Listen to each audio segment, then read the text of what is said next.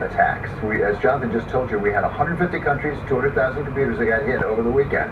And now we want to turn to our colleague, Jeremy Khan, who reports on European technology. He joins us today from London. So, Jeremy, what do we know about who got hit and how bad was it?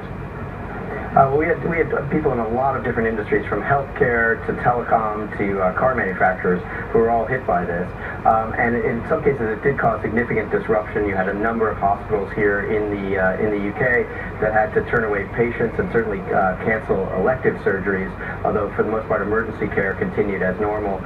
And in terms of in France, we had Renault, the car manufacturer, have to shut down production at a number of plants to try to mitigate this. There was also disruption a little bit in Germany on the trains. There are a number of telecom companies that reported some disruption in their services as well. So, Jeremy, as you say, whenever a hospital gets affected, that's a serious business. At the same time, how sophisticated was this? Because it seemed like, first of all, if you'd taken a patch that was out in March and put it on your Microsoft, it would be just fine. And secondly, people seem to be able to really accommodate it pretty quickly and solve the problem.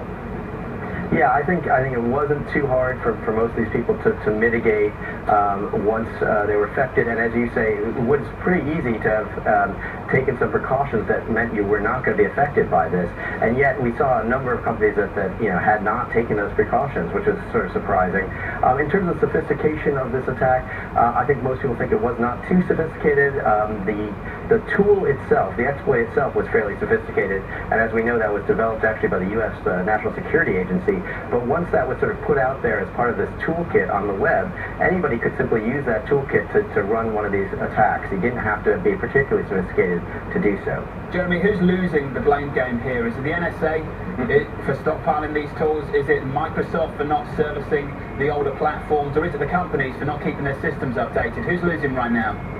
Yeah, well, I think blame really has to lie with the companies themselves, who did not update their systems or did not pay Microsoft for continued service for the older Windows XP operating system. They seem most to blame.